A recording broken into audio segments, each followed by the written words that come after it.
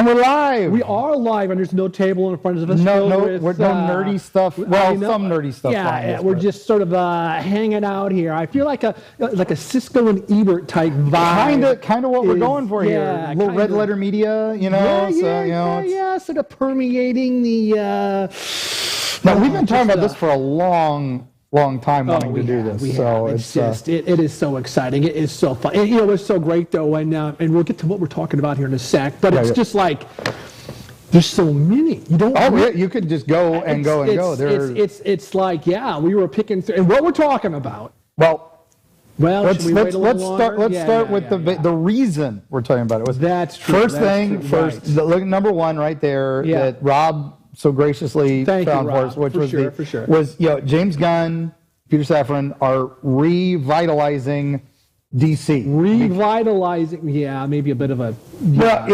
Are we going to continue Zack Snyder? Are we going to go with the Joker movie that's going to have a musical with Lady Gaga? Well, we can't cancel that because we're already paying them. They are, right. We canceled. They're doing another. I just saw they're going to do another, the Batman with Sparkly Guy. But they canceled Batgirl with Michael Keaton, which was going to lead to Batman Beyond and all this. We're just finding all this stuff out, and they were reinventing all these things. And everything old was new again, bringing Michael Keaton back from the 80s Batman. I like that idea, though. I was kind of digging that. But again, as we've seen recently, some of this old stuff coming back has not worked out. It has not hit. No, I agree 100%. Particularly in the fantasy sci-fi genres. Case in point, I'm sad to say Willow. I wanted to love this so much because Willow is like one of my absolute. The trailer for Willow had me totally gassed. I was in. I was like, this is going to be amazing. And 3 episodes in, and I'm struggling. I'm struggling. I don't even know if I can get through it. Willow should be this badass sorcerer, and he's not. But to be fair, there were some Willow books that came out a few years ago that were continuing the story. Gosh, I forgot about that. Chris Claremont, I think, was the writer, and they weren't that great either. So I was like, so I was happy they were going a different direction because I was like, oh well, at least they're not doing those. Really, it's the scullery maid in disguise, and I'm like, really? I mean, Willow stole a few tropes before, but it was challenging. I couldn't even really get through them. I had just even getting through that first episode was super. I think when we were watching Willow as kids, I wasn't a kid, but I was teenager, when you watch that as a kid, you're getting the view from Willow, this little guy, the world is big and scary, leaving his village for the first time. It's very, hobbits and all that. I mean, they were ripping off Lord of the Rings, they were ripping off There's a lot of things the Bible. It was, but that's George Lucas, that was Ron Howard, that's what they did. For sure. And so, but we got that as the audience, we got to see the world built from this small perspective into this. And now, the new show, the old folks talk very prim and proper British royalty. And then the kids all talk modern slang, and it is very jarring watching, and the plot just isn't there. There is no plot. Oh, and it's there needs to be some. These were people in desperate need of an editor, a story editor. And so when we were watching that, we were like, there were so many. And that was a great movie. Willow was a great movie. It was a great movie. It was not, one of the best of all time, but it is definitely. It was entertaining, and in fact, what was so funny is that was and I was really hitting my stride playing Dungeons and Dragons back. Of course, everybody ripped off that game. I grabbed so much out of that movie. It was such a great thing, from the little brownies to to Mad Mardigan, and he couldn't make the filming, so I understand why they kind of had to write them up, but there were a million other ways they could have written them out than they did. I agree. And I know, he may come back season 2, and yes, they've backpedaled on what they did in the first 2 episodes, but it could have been handled better. It could have. I agree. We understand this, but anyway, so for every Willow that is coming back, and Lord of the Rings came back, and it was It was what it was. We all know it was not the success Amazon wanted. No, it was not the success for sure. It was. Oh, that's all I couldn't even get into. And I'm a huge Lord of the Rings. It was. No, I'm a Lord of the Rings junkie, and it was just. Yeah, I wanted to like it. Yeah. And we've all said this, is we wanted to like these things because these 80s things coming back. And it's like, I agree. I was Jones for the trailer for Willow. I was not Jones for the trailer for Lord of the Rings. So I kind of knew that was on a stumbling block. The trailer for Lord of the Rings, I sort of had it. That was great though. That was yeah, great, but again, so we've been discussing wanting to talk about this for a long time, was what about the movies that didn't get the second chance? Right. That may have gotten that were so close to being true classics. Right. But the budget wasn't there, or a lead actor wasn't there yet. Right. They got better later. Things like that. The could have beens. Where are they not getting their second chance? Exactly. Right. Why are they not getting their sequels? If Hollywood's going to retread, because that's all they want to do, but then, for every Willow and all that, we get a Wednesday that knocks it out of the park. Wednesday was phenomenal. Well, had the budget, had a proper director, and had story, editing, and everything about that show. Yeah. Man, that was good. And so that's what we're saying is these are some of the movies that you probably missed in the 80s. You might have seen them. People like me who worked at a video store in the 80s. Right. Where we rented absolutely everything because we worked for free rentals. We were minors. I was a manager of Hollywood Video. You were a manager, man. So, I was the kid who went in and alphabetized the horror section. So they said, hey, we can't pay you because you're 12. But would you like to work for us for free rentals? Yes. And so I got to rent everything in the horror sci-fi things I probably should not have been seeing as a 12-year-old, 13-year-old, 14-year-old. That was great. And then, of course, we all grew up in the video era and HBO and Cinemax era.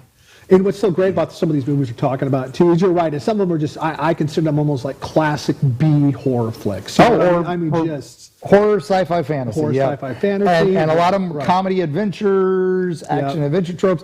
And then these are the ones that, you probably may have heard in passing, and you might have even seen bits of them. And a couple of them were sort of higher on the list. Yeah. So we sort of, and again, I had a hard time when we were talking about doing this, just grabbing. I mean, there was just so much. Tons. And we could make this a new series. We were really discussing that. This literally could be years of material here. You could do deep dives on each individual movie. Oh, you could. On what's great, what's not. And there's tons of YouTube channels out there that do that.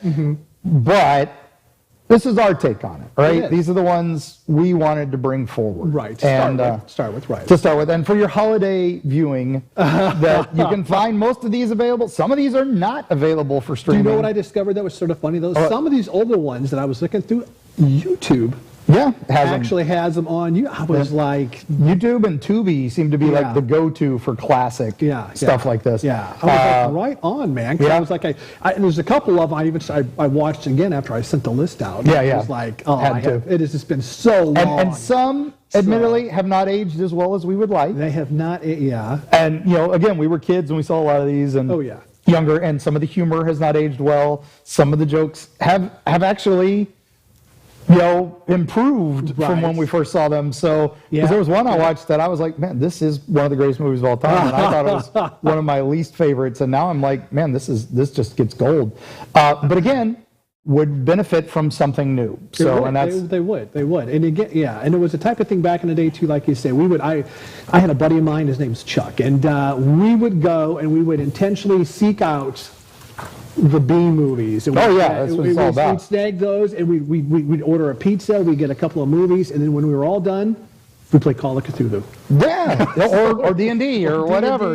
But we played Chill. That was our game. Chill was another good one. Oh gosh. But okay, well let's get started with the first one. Rob, we're going to do the first one on the list. Now, as I'm wearing this shirt, it's Christopher Lee, and this is all the different Christopher Lees over the years. And one right here is him as the king from The Last Unicorn. The Last Unicorn. And unicorn. You were the last. I knew it. But so animated movies. This was one of the classics. It was. This was a Bakshi animation. Yeah. It is called Fire and Ice. Now, Bakshi had done the Lord of the Rings movies just prior to the first Lord of the Rings one, and lost. Yeah, they ran out of money. So that's why they had to do the shots the way they did them. Yeah. But look at this amazing animation. Oh my gosh, yeah. Fire and Ice is just and what's funny is I talked to a lot of people, never heard of it. Yeah, this is the one that slips through the cracks. Yeah, it's not like Lord of the Rings or some of his later ones like Wizards, which was another amazing one. Wizards, that's another one. But the animation in this, look how fluid and incredible it is. And this is, very early days. It's probably they use that same classic technology, Conan style, sword and sorcery. Some jiggle factor. That's what we all wanted when we were kids. This was we could sneak our parents. We could tell our parents we're renting a cartoon, and we could get this or heavy metal. And the heavy metal went way over the top. It did. But Fire and Ice, you know what? The animation is. I think the animation still holds up with Fire and Ice, and it's just a great story, man. It is story. It's incredible. Soundtrack was great. Was it William Kraft? I think did the soundtrack. Oh my God. And this was like post Star Wars, so we were starving for anything fantasy, sci-fi, and the fact that the girls, cartoon girl wearing a bikini that's barely there. It was the guilty pleasure of. Here's one thing you were going to learn real quick while we're watching this. In the 80s, boobs were hard to find. This is not today. Where you can just put it on your phone and say boobs, and there they are. It was. There's this, so that will be a determining factor for us men's list here on some of these movies. It's true. It was one of the things I noticed when I was going through this. Why did I like this movie?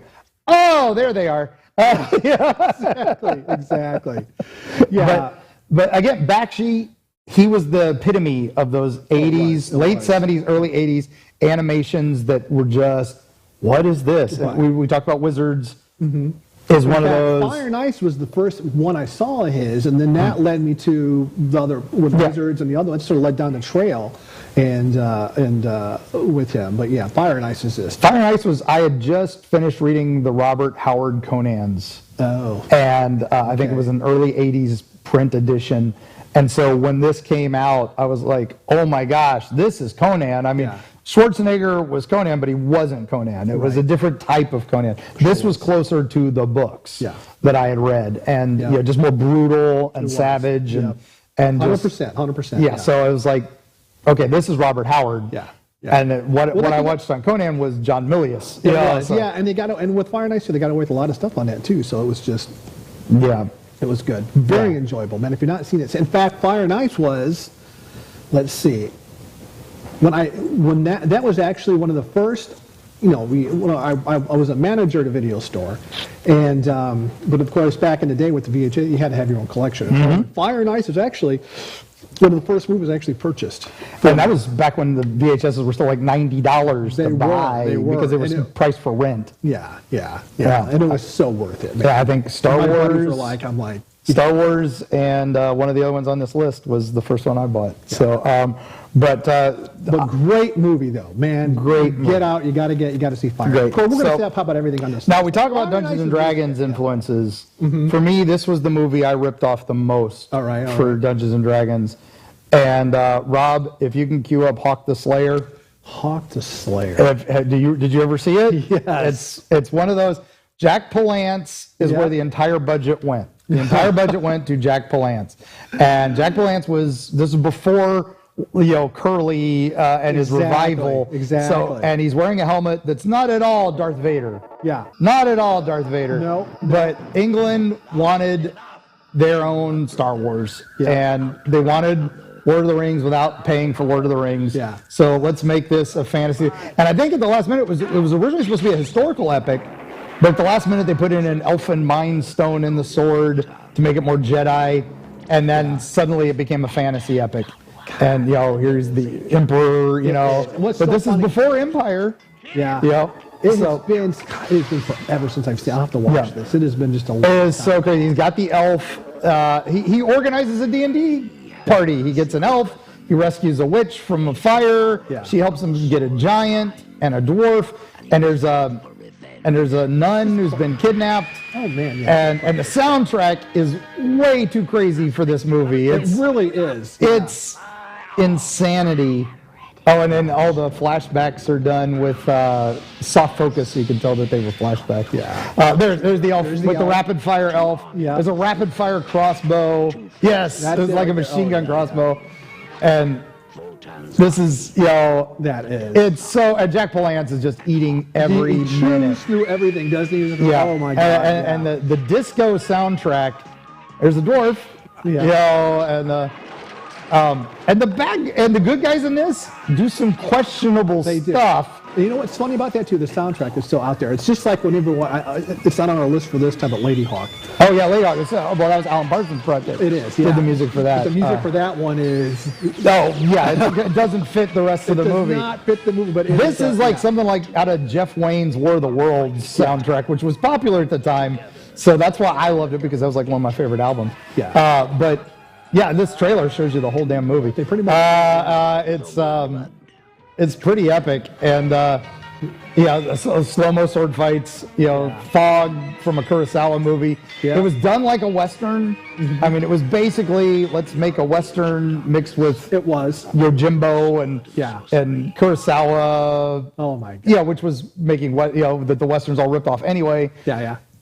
But man, I don't know any D&D. Oh, you're right. So many aspects were brought to the table with that movie when we watched that one too. So yeah, and just, a lot of bit parts in that were major British actors at the time. Oh, you know what? I didn't pick up on that. Yeah, like there's a bit where there's a guy who's doing an archery contest with the elf. And that elf is the epitome of elves for me. The guy who plays Crow is basically Spock with a bow. But that's what an elf should be. And he was very otherworldly. An amazing actor.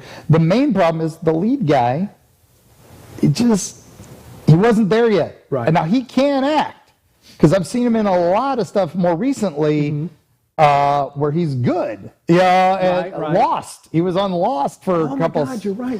episodes, and he was probably one of the biggest bit players on that. Yeah. And it's like, oh my God, the dude can act. Why can't he? He does a bit at the beginning where it's Voltan must die, and he stabs in the ground, and it's like the most emotion he shows the whole damn movie, because he's trying to be stoic and a badass, and it doesn't quite go the rest of the way. No, it does not. But still, the movie's still wonderful. Oh, amazing to watch. They do elaborate trap, because one of the Hunchback will hear about this. Exactly. He's the slave, and it's assault against the slave lords. They ripped off some D&D modules for this. It is. Oh my God, the Slave Lords. That's another great one, though. Yeah, and we were talking about the movie, and it's popped up in pop culture a bit. Hawk the Slayer is not as obscure as I used to think it was. Yeah. Because what was it? The movie Spaced, the TV series Spaced with Edgar Wright and what's his face? Hot Fuzz. And Shaun of the Dead, Simon Pegg and Edgar Wright. They did a series called Spaced, and at one point he's working in a comic shop, and Bill Bailey is the owner of the comic shop, and he's mad because he's been ticked off because he keeps talking about Jar Jar screaming off at all the kids who try to buy Jar Jar stuff, and he's like, look, there was one point I punched a man because he told me Hawk the Slayer was rubbish, and he's like, well, good for you, and he's like, yeah, but looking back in hindsight, I probably should have said, Dad, I know you're upset, but let's try Crawl. Yeah. Crawl. So. Oh my God. So yeah, that was. So it's had an influence on a lot of people, and people watch it and they're like, man, it's so goofy, and I'm just like, have you ever played Dungeons and Dragons? Exactly. It's goofy. You try to be serious, but it comes out goofy. Yeah, I've never. Yeah. But yeah, so Hawk the Slayer. For me, 5 stars. No, that is. I agree. That's a good. It's one of those. So, well, it's next on the list since we just mentioned it. Oh, it is. Oh, yes. Yeah. So now this one was Ken Marshall, Lysette Anthony. Oh God, Lysette Anthony in this is the princess from everything. Yeah. We loved her to death in this. But again, has to form an adventuring party because this one really did rip off Star Wars. Everybody wanted the next Star Wars. Yeah. And they decided to go sword and sorcery meets sci-fi. Yeah. They tried it a few years before with Flash Gordon, mixed results. Right. I still love Flash Gordon, but Brian awesome. Blessed, reason for that. But, not the best movie. Yeah. But this one really tried. Yeah. And it's got Liam Neeson. Yeah. Robbie Coltrane, the late, great Hagrid. And they're in bit parts. Mm-hmm. They weren't even the leads. No, Yeah. that was another, and this is so funny. It's like, and this was another movie that was copied or heavily for Dungeons and Dragons and all that type of stuff when they played. It was amazing. Yeah, and this is so aliens invade the world of Skrull,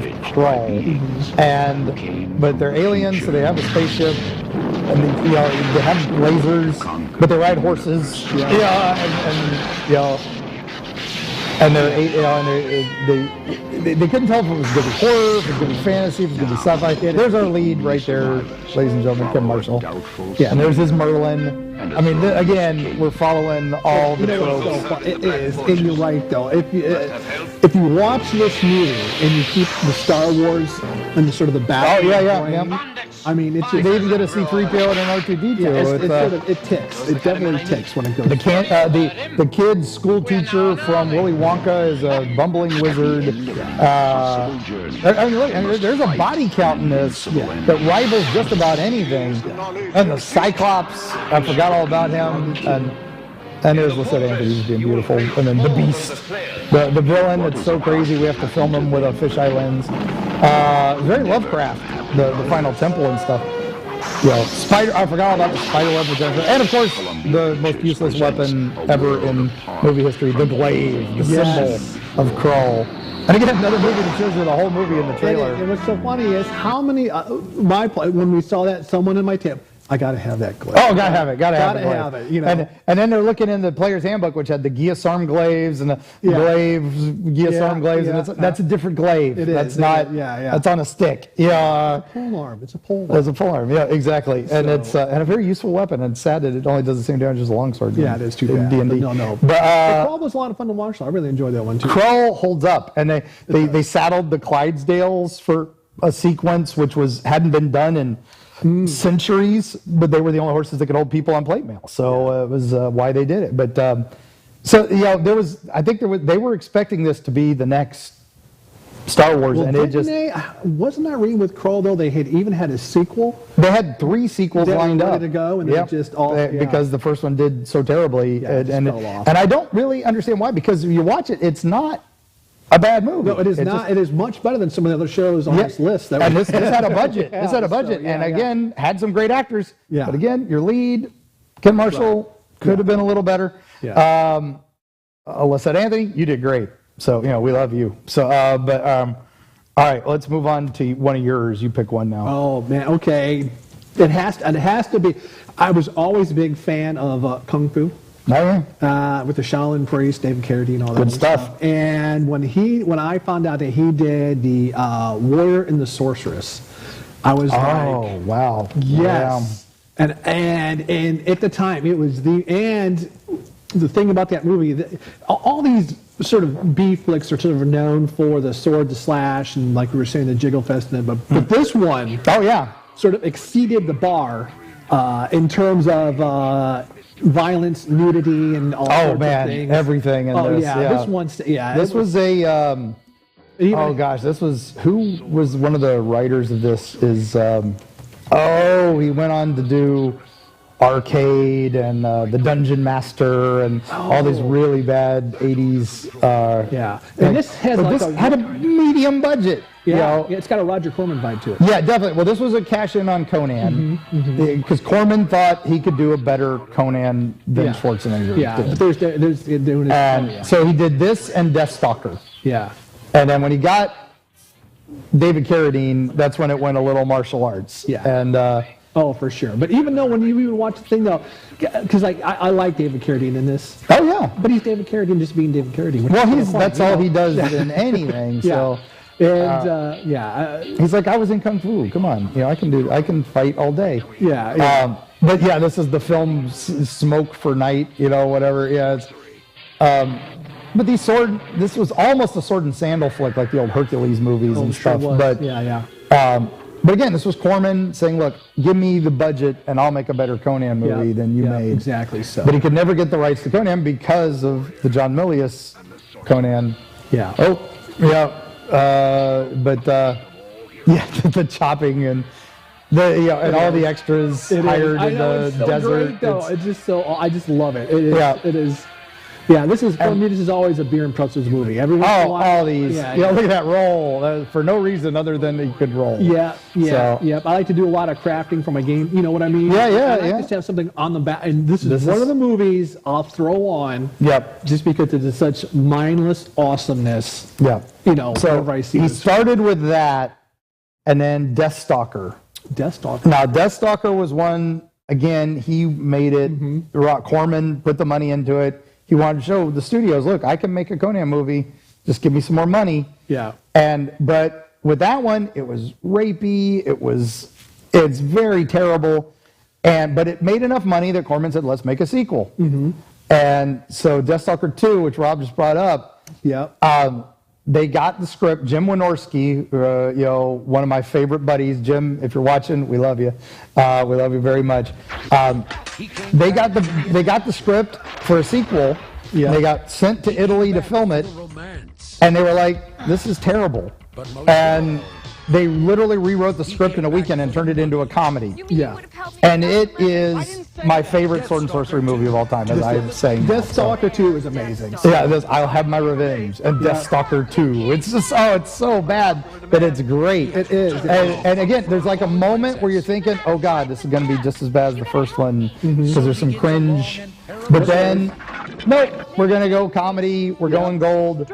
Well, who's the girl in this? Monique Gabrielle. Yes. She is a goddess. Dual roles, dual roles, the evil princess and the young queen. She's just out of Bachelor Party. Yeah. Where again showed off her primary assets. Yeah. Oh, one of the ladies from Glow. Yes. Yeah. There's a whole wrestling scene. Yeah. The bad guy again just chewing the scenery. It is. Yeah. And again, what happened was when they did this, and they started sending the dailies, and Corman's like, "Where's my script? And where's my stuff?" And they're like, and he was just, you know what? This is fine. Just go with it. Yeah. And again, one of the weirdest soundtracks you'll ever hear in a sword and sorcery movie, but it holds up. It holds up well. You know, I just watched Deathstalker 2 the other day, as a matter of fact. Yeah, and the lead guy, he's funny. He's turns very Han Solo. It is. Yeah, and they fight zombies. There's traps. There's all the D&D cliches. All the tropes are there for this. I think if I were going to recommend any movie higher than the others on this movie on this list, this is it. I put Deathstalker 2 on top. Yeah, Deathstalker 2. I mean, we got some other fun stuff. We got some great stuff, but that is Deathstalker 2 is. And Jim, I know you're doing the new Killbots for Full Moon Features, but please make another Deathstalker. Oh my God. Get Corman to just give you the money and do it, man. Yeah. We'll pay. We will all pay. But do it like 2, not 1, not 3, not 4, not 5. Go back to 2. Just have fun with it. It is. And oh man, and Monique, I know you're retired down in Miami, but you're welcome to come back. We would love to see you. That would be amazing. But what a great flick, though, for sure. Oh man. Oh man. So where do we go from there? I don't know. That's so good. I mean, well, let's go a little more high profile, because let's go to Clash of the Titans. Well, that is high profile. That one had a budget. That did. Had big names. It did. Harry Hamlin and who was just out of his LA Law. No, LA Law or Law. No, it was LA Law. It was LA Law. LA Law. He had just left it. Won an Emmy. Yeah. So he was trying to show off his acting chops. What does he do? A sword and sandal movie. He does. Burgess Meredith's last movie.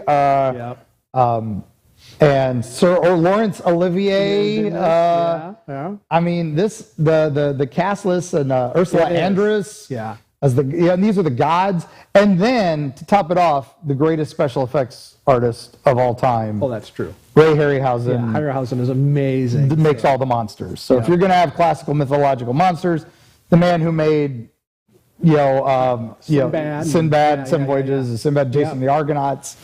That's another That's another classic. That's a whole other thing we can do on those. On just his movies. On him, 100%. But he made everything in this, from the little owl to everything. Now, this did get a second chance. Yes. They did a remake, and it made a couple $100 million. Yeah. So they made a third, and they were both terrible. I didn't like the first one. I hated it. So the fact that they made a second one, I was like, no, and it was worse. It was.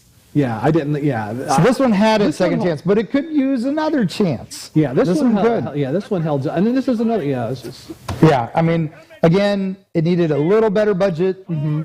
Even though this is a big budget movie, but some of these things that they could have pushed just a little bit more. Yeah, and again, Harry Hamlin trying to be action hero, and he is not. He's a romantic lead. Yeah. So he was the only thing, again, the weak spot. Yeah. And there's Maggie Smith playing Hera. I forgot about that. Oh my God. Yeah. So there she is. There's her head. Anyway. McGonagall, as Hera. And again, good soundtrack. Terrible action figures from this movie. Yeah. Considering it's a Harryhausen, it should have been the monsters. It should have been. The only good one you could get was the Kraken. Yeah. But him. Oh man, what a cool effect. It was. No, and I like that movie. It's not one of those, we talk about movies I can just throw in and watch for background and fun. This is one of those I have to sort of be in the mood. Yeah, when I throw this in, type of a thing. Like, it's one I haven't seen this for years. I'm just going to throw it in and watch it again. It is good. Again, it should have been a little.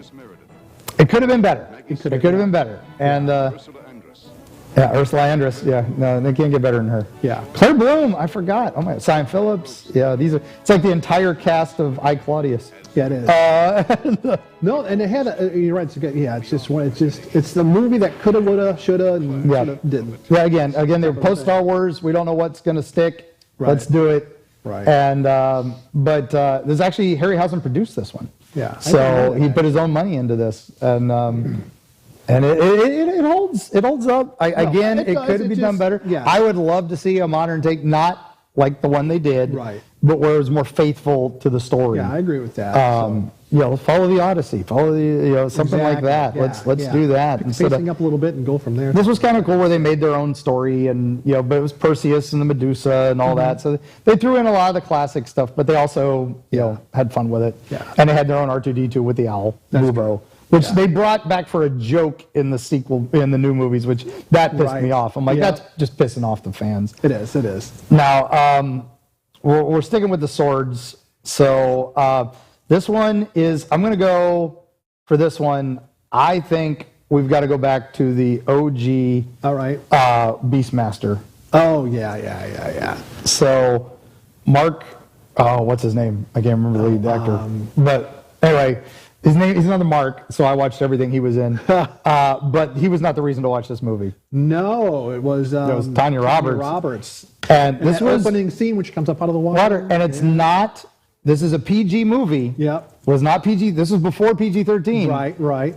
And she's full frontal naked in this. Yeah. And for every kid who saw this, it stirred things. It was very challenging to watch. Yeah. That was what we all burned out our pause button on our VCRs. It was real. Yeah. For a glimpse of Playboy goodness. She was amazing. But then Rip Torn is the bad guy in this from Men in Black movies. Those of you from modern day, but he is a man born of animal, because he was supposed to be the chosen one, and instead they kidnap him and try to kill him as a baby. But because he is born of animals, he can talk to the animals. Now, again, this is another Robert Howard style. It is where they wanted to be Conan, they wanted to be Star Wars, and that poor tiger. Yeah. This is why we have the rules that we have where no animal was harmed during the making of this motion picture, because they painted the tiger black, and guess what? It died. And then the ferrets, who are some of the best characters ever in a fantasy movie. And another thing, highly mimicked in some of my games, where the people want their own ferrets.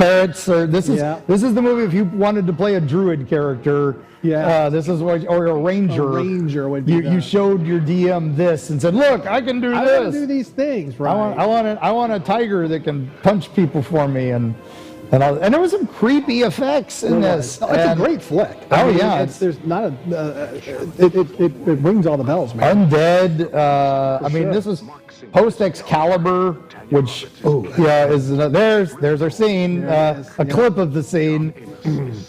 And then you got bit characters that do you trust them? Do you not trust them? But they turn out to be badasses, and it's very, very Dungeons and Dragons. Those creepy dudes. Yeah. About those, there's some gore. There's a little bit of blood and guts.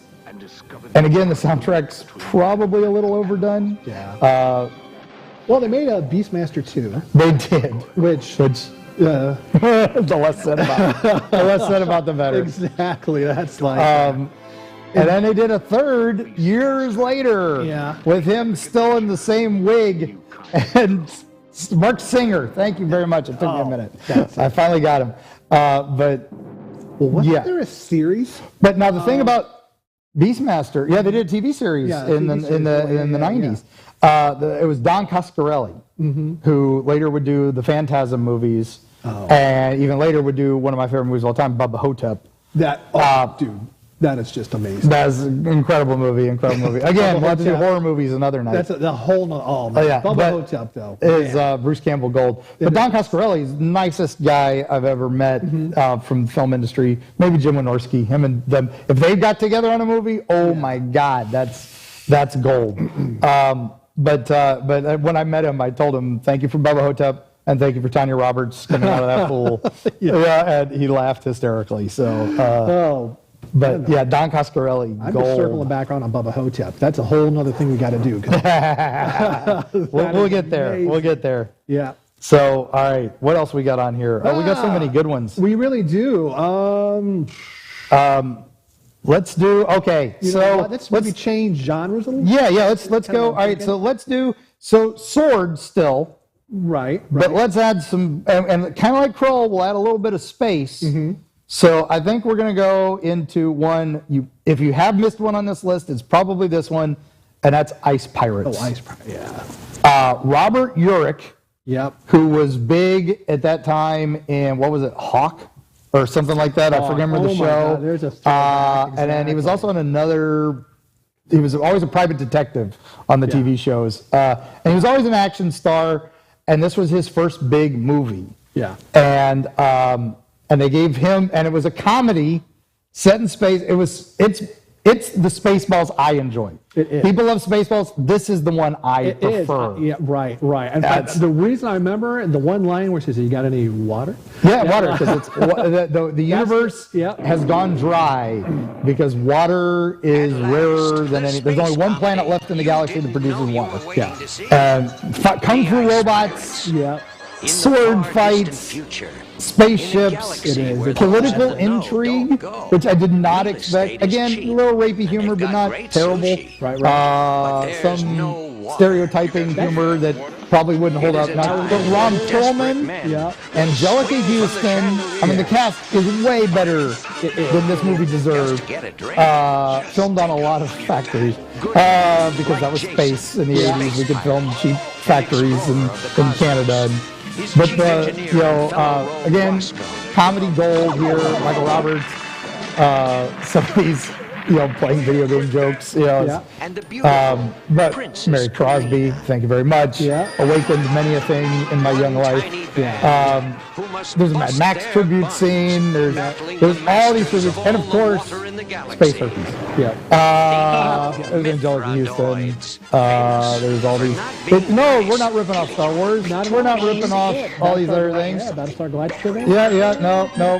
Oh yes, the conveyor belt that's going to make them eunuchs.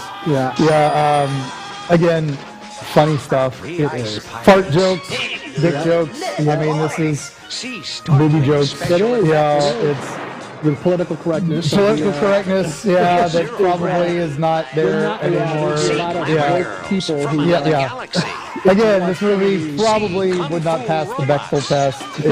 But Kung Fu robots! Come on!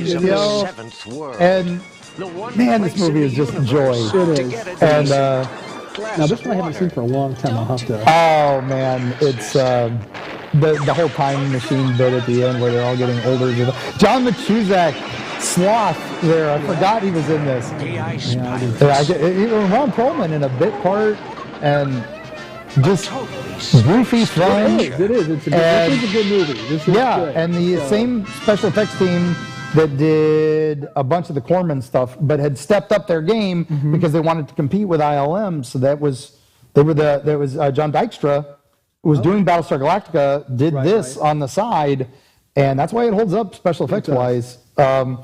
Story wise, but what's funny is this was another movie that was supposed to get a sequel.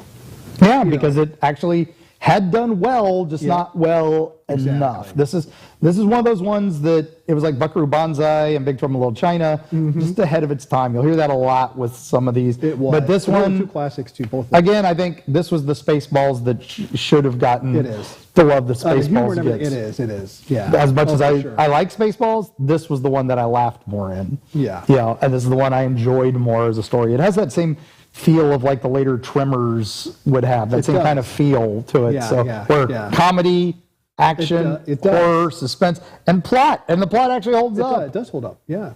So, except for the fact that if they can make spaceships, why can't they combine two hydrogen atoms in one, two oxygen atoms, one hydrogen atom? See, even I got that screwed up. So there's a reason. But still, though, it's a good flick. Oh, man, so good. It is. So good. And just one of those, wow, I can't believe they made this. And, this one I would have liked to see a sequel to. Now, political incorrectness, we got to go. We got to go with the next one since we're talking political incorrectness. This is one I put on the list, not fantasy, but kinda. All right. And that is Zorro the Gay Blade. Oh gosh. George Hamilton Gold. Yes. And he had just done Love at First Bite. Where he played Dracula. Now, the joke was George Hamilton's the tannest man alive playing Dracula. Yeah. But after that, he got this. I thought he chewed the scenes up in this movie. Oh, 100%. Everybody does in this movie. This is made for comedy. It is 100% comedy. I quote this movie way too much in my daily life. I can't help it. Lauren Hutton in this, and there he is. There's George Hamilton, and swashbuckling goodness. There is actually some amazing sword fighting in this. And of course, his brother, because he hurts himself, he can't be Zorro anymore, so he has to ask his gay brother, Bunny Wigglesworth. So it's a little stereotype. It is. And there's the line, there's no shame in being poor, only in dressing poorly. But he gets more outlandish, he gets more crazy, and of course the whole movie is just comedy genius. This is a master class in comic timing. And man, no, this is another one I haven't seen for a while either. But this is a good one for the list, though. Good sword fighting, again, goofy characters, great plot, and a tribute to Zorro. It doesn't actually tarnish the Zorro legend, and enhances it. That's the thing, though. It really does not. It holds up. Now this got, we kind of got the Antonio Banderas Zorro movies a few years later, because otherwise Zorro, a cast of peasants. It's one of those, it just kind of disappears. My favorite scenes when they're meeting all the Dons that run the land, and it's Don Fernando from San Bernardino, Don Bernardino from San Jose, Don Jose from San Francisco, Don Francisco from San Bernardino, and then Luis Obispo from Bakersfield. I know, right? Oh, man. Again, wow. It is. You just very well written, very well done. And again, it's like Blazing Saddles. I don't think they could make it in the modern era. I don't think they can make it. So it's there's no way, right. And that's why it's not streaming just about anywhere. I think Tubi. We were discussing that earlier. We think Tubi and YouTube are probably your best bets for finding all of these. It is, because a lot of them are very hard to get. A lot of them out of print. Shout Factory has a few. They're redoing Deathstalker 2. With a 4K master print next year. I am excited. They're doing Return of Swamp Thing, and then they're doing Deathstalker 2. So Jim Wynorski, looking forward to what you put on those. So cool. I didn't know that. Awesome. That'll be good stuff, and I'm excited. Swamp Thing too. But Zorro, Gay Blade, oh my gosh! And I know was it George Hamilton was on Dancing with the Stars a number of years ago, and he did a Zorro dance, and that was the one where they were like, "Finally, you showed us what you could do." So, that's amazing. But that was gold. So, okay, yeah, this one, I think we should do. You think that one? We'll save that one for last. Yeah. Let's do this one. Yeah. All right. So another movie that was probably, again, like Zorro, based on a fantasy character, based on an old legend. Right. And again, when we think of that, you also think of the great master Terry Gilliam. Right. Monty Python alum who had made Time Bandits. I was going to say, I almost put Time Bandits. I almost put that on the list too. But again, Time Bandits is one of those, I think it got the love. And people did go into it. And Taika Waititi is supposedly bringing it back, but I don't know if that's all still going on after the flop of Ragnarok. Or not Ragnarok, but Love and Thunder. Love and Thunder, yeah. So Taika's having to reevaluate some of his projects. But he was doing a series of Time Bandits, bringing it back.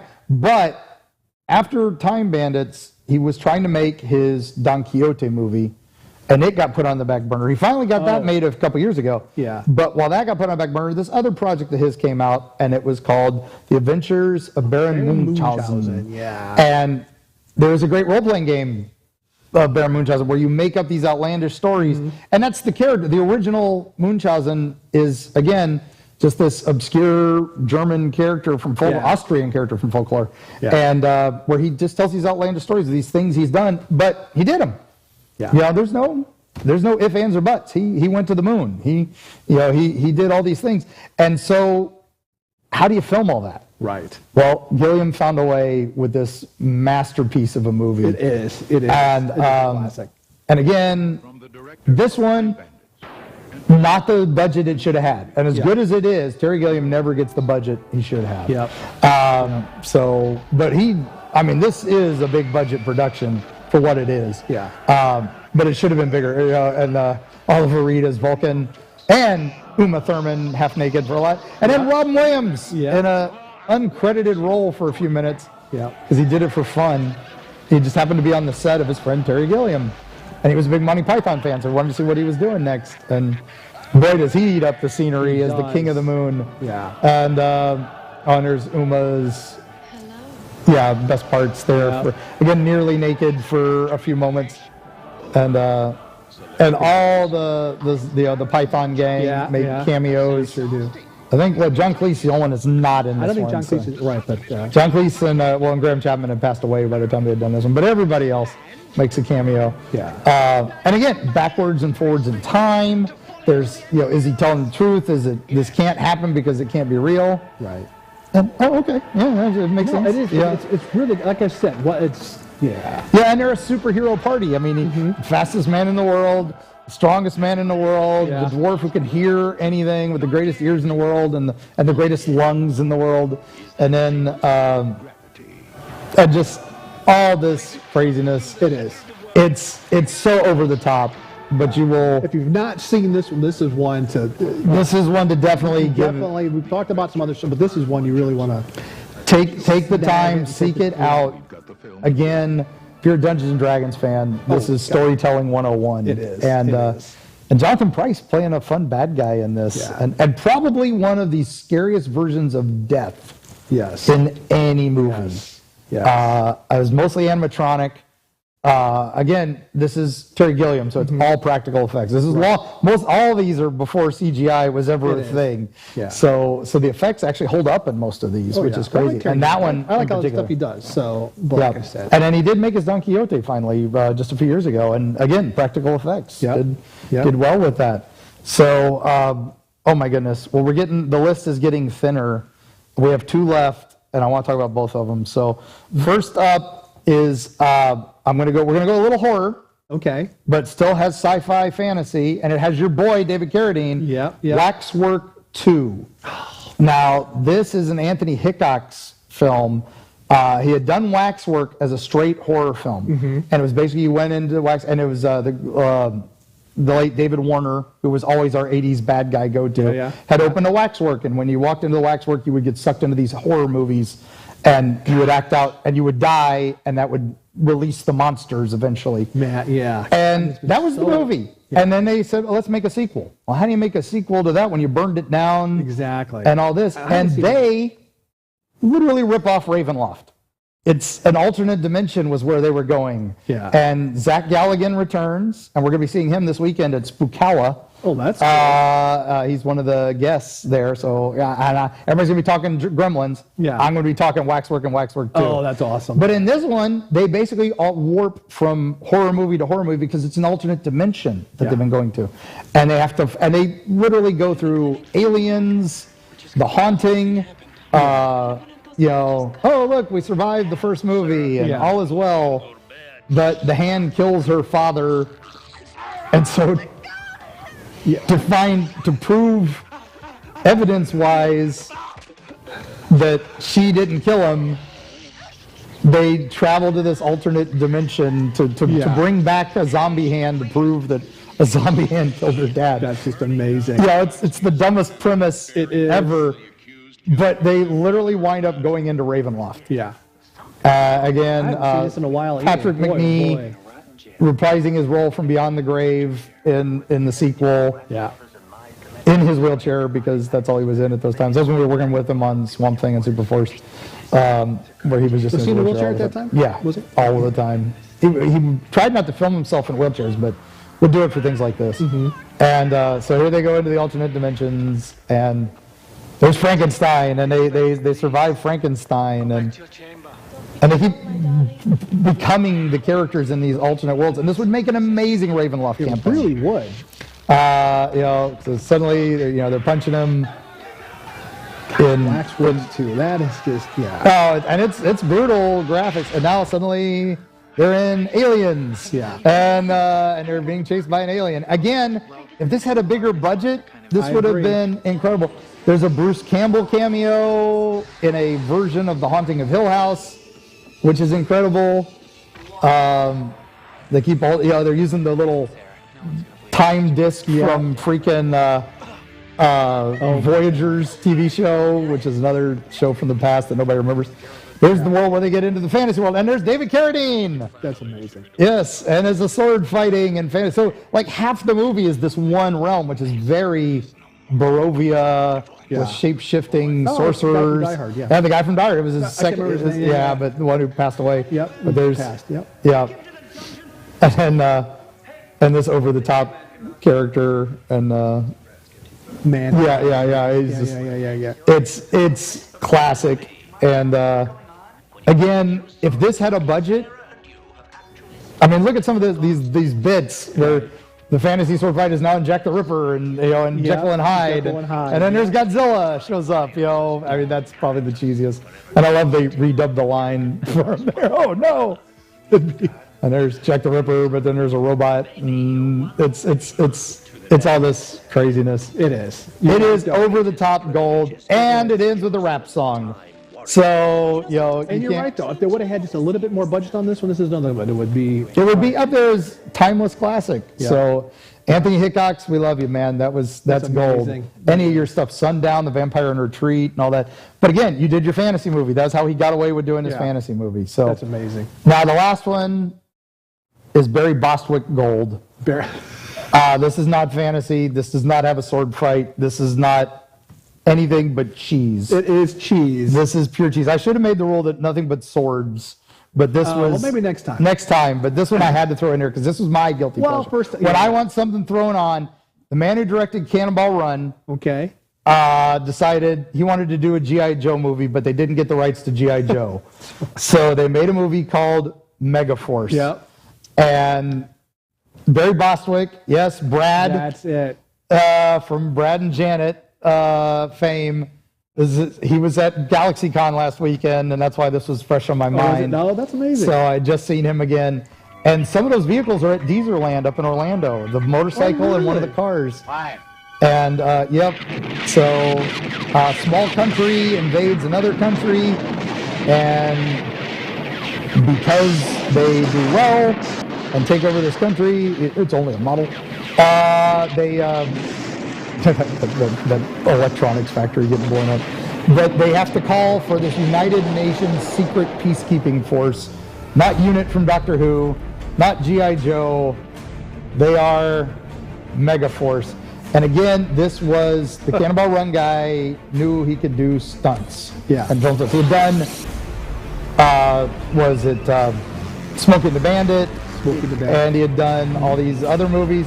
So he tells him, I'm going to get you a G.I. Joe movie. They had access to some tanks, but not enough to do anything with them.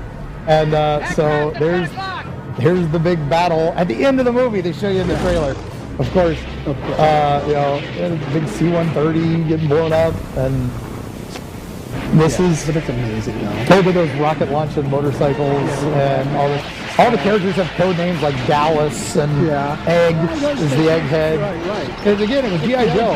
It was on green jumbo lasers. Yeah. You know, and little rockets. Yeah. It is G.I. Joe. It is, and it's dumb AF. Just watch it. There's a skydiving sequence that takes 20 minutes in the middle of the movie. That's the romance subplot.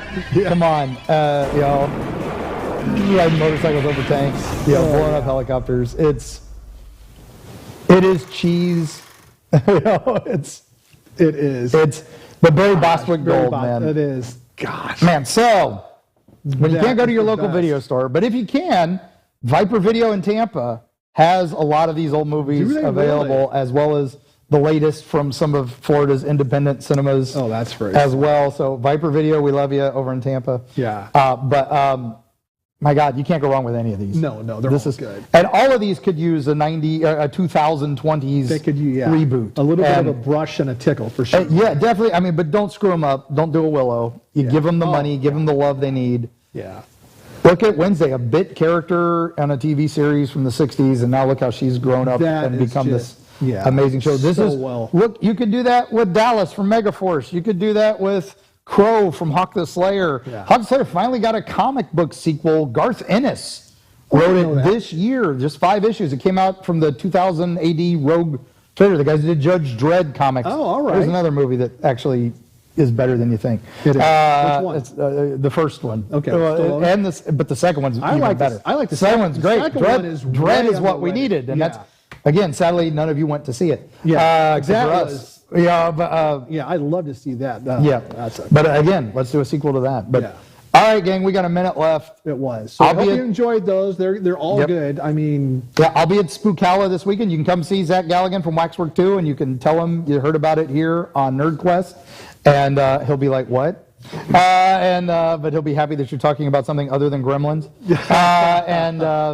You know, come see Corey Feldman, and there's a lot of big actors that are, you know, the entire cast of like Lost Boys is going to be there, except for Kiefer Sutherland. No, that's pretty cool. That's pretty cool. So don't forget, join us on area52tv.com. You can find us there. Don't forget to follow us, like us, subscribe. We're even on TikTok, so you can find us everywhere. Yep. So follow us, support us. We appreciate it. And you can find me at Erie Travels, erietravels.com. You can find all of my socials there. And we will see you all next week, I guess. We will be. Although it is the holiday, but we'll probably be here. We got nothing better to do. Yeah, so that'll be awesome. We'll talk more terrible movies. No, we'll do something holiday. Yeah. Bye. Bye.